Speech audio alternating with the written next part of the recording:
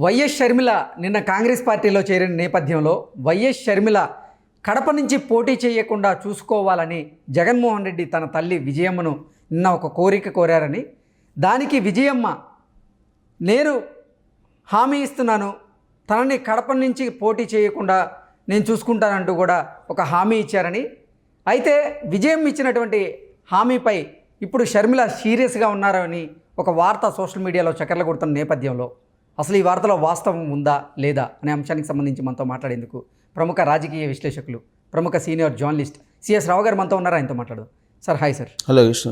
Sir, నిన్న YS Sharmila గారు కాంగ్రెస్ పార్టీలో చేరిన నేపథ్యంలో వైఎస్ షర్మిల గారిని ఎట్టి పరిస్థితుల్లోనూ కడప నుంచి పోటీ చేయకుండా చూసుకోవాలి అని జగన్మోహన్ రెడ్డి తన తల్లి వైఎస్ విజయమ్మను అడిగారని, దానికి విజయమ్మ హామీ ఇచ్చారని, వైఎస్ విజయమ్మ ఇచ్చినటువంటి హామీపై ఇప్పుడు షర్మిల సీరియస్గా ఉన్నారంటూ కూడా ఒక వార్త సోషల్ మీడియాలో చక్కర్లు కొడుతూ ఉంది.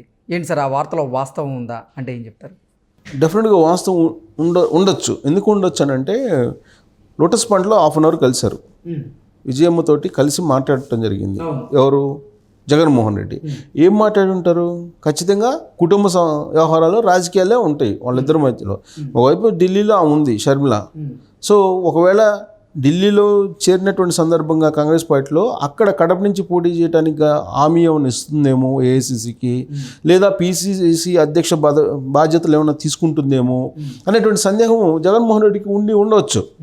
సో అందుకే విజయమ్మ ద్వారా ఒక రాయబారాన్ని నడిపి ఉండొచ్చు, విజయమ్మ ద్వారా ఒక ఫోన్ కూడా చేసి ఉండొచ్చు. కడప నుంచి పోటీ చేయకుండా ఉండమని చెప్పు, మిగతా ఎక్కడైనా పోటీ చేసినా ఇబ్బంది లేదు, కానీ కడప నుంచి వద్దని చెప్పండి అని చెప్తే బహుశా నేను మాట్లాడతానని చెప్పి హామీ కూడా ఇచ్చి ఉండొచ్చు విజయమ్మ. ఎందుకంటే ఆస్తుల విషయంలో, ఆస్తుల పంపకాల విషయంలో ఏ విధంగా అయితే జగన్మోహన్ రెడ్డి ఒప్పించి ఆస్తులను పంపకం చేయడానికి అంగీకరింపజేసేదో విజయమ్మ, అలాగే అదే తరహాలో మీరు రాజకీయాలు చేసుకోండి కానీ ఎదురెదురుపడి రాజకీయాలు చేసుకోవద్దు అనేటువంటి దానికి ఇద్దరిని ఒప్పించి ఉండొచ్చు కూడా. సో ఆ క్రమంలో కడప నుంచి పోటీ చేయకుండా నేను ఆపుతానని చెప్పి కూడా జగన్మోహన్ రెడ్డికి హామీ ఇచ్చి ఉండొచ్చు. దానికి ఉదాహరణ ఏంటంటే, దానికి బలం చేకూరే విధంగా షర్మిల కాంగ్రెస్ పార్టీలో చేరిన తర్వాత ఆమె ఇచ్చినటువంటి స్టేట్మెంట్ ఏంటి అని అంటే, నేను ఆంధ్ర అయినా అండమాన్ అయినా ఎక్కడైనా నేను పనిచేస్తాను అని అన్నారు.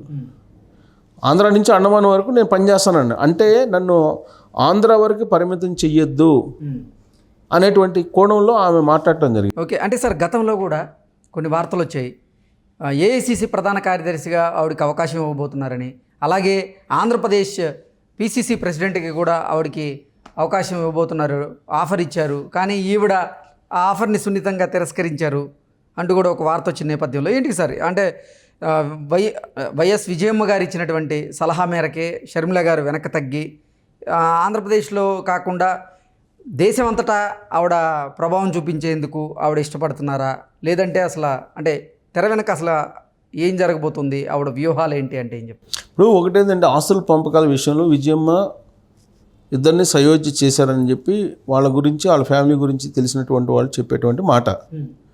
సో ఆస్తుల పంపకాల విషయంలో వాళ్ళిద్దరి మధ్య సయోధ్య కుదర్చడానికి పడినటువంటి కష్టం విజయమ్మ ఎంత అనేది చెప్తూ ఉంటారు.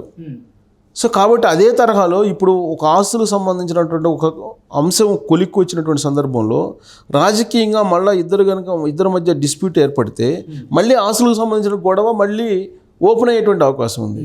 సో అందుకని చెప్పేసి రాజకీయంగా వీళ్ళిద్దరినీ సయోధ్య కుదర్చాలి, ఎవరికి వాళ్ళకే రాజకీయాలు చేసుకోండి, బట్ ఆంధ్రప్రదేశ్కి వచ్చి షర్మిల రాజకీయాలు చేయడానికి లేదు అనేటువంటి అంశం కూడా వచ్చి ఉంటుంది విజయమ్మ జగన్మోహన్ రెడ్డి మధ్య.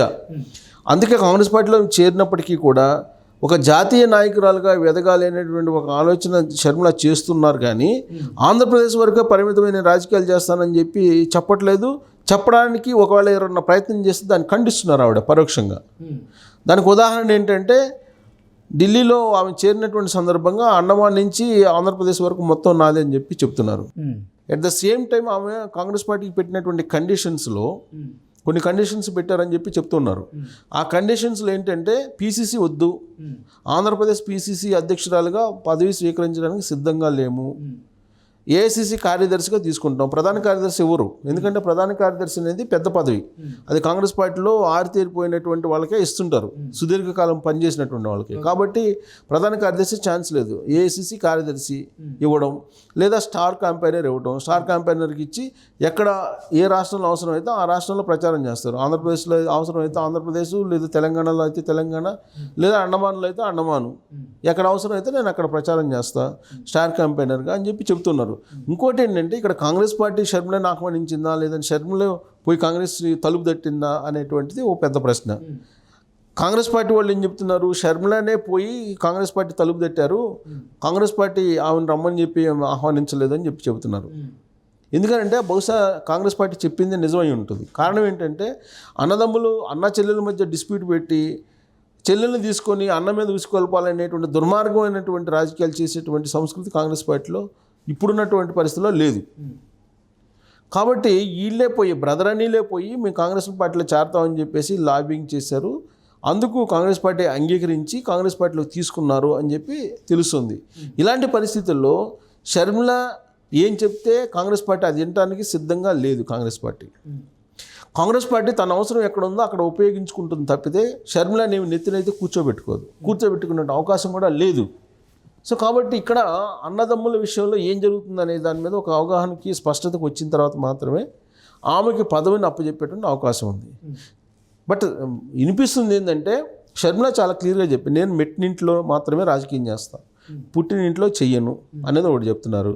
రెండు, అంటే కడప నుంచి ఖచ్చితంగా పోటీ చేయరంటారా? అయితే ఛాన్సే లేదు. నాకున్న అవగాహన మేరకు కడప నుంచి ఆమె పోటీ చేసేటువంటి అవకాశమే లేదు.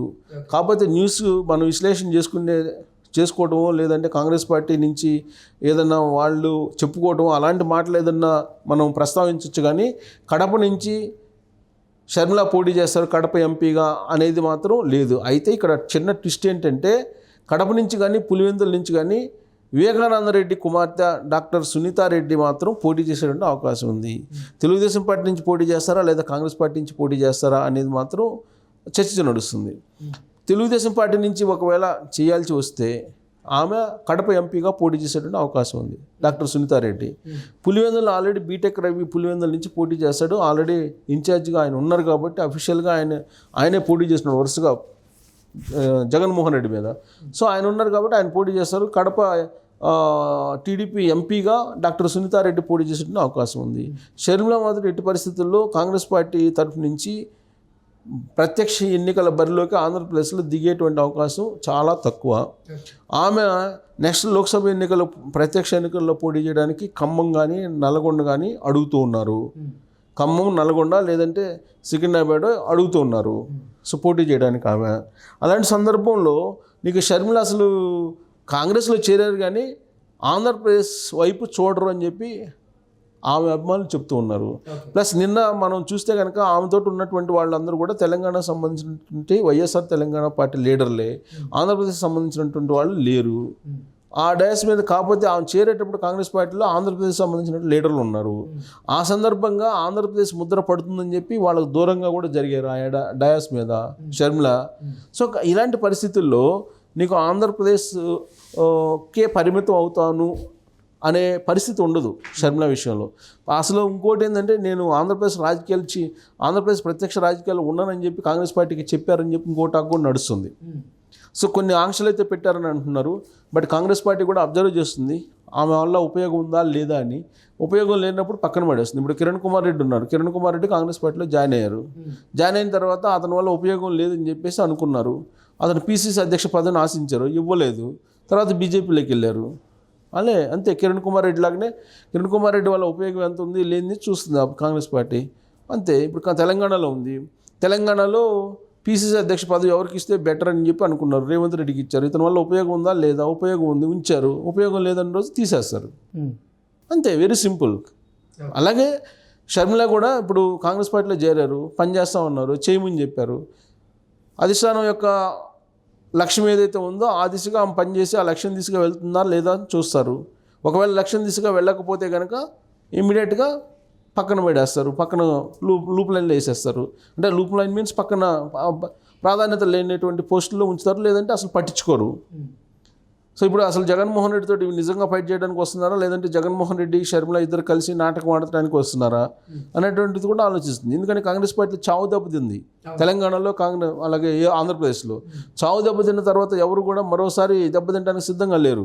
అందుకే ఇప్పుడు షర్మిల జగన్మోహన్ రెడ్డి మధ్య అసలు ఏం జరుగుతుంది అనేది ప్రత్యేకంగా తెలుసుకునే ప్రయత్నం చేస్తుంది కాంగ్రెస్ పార్టీ.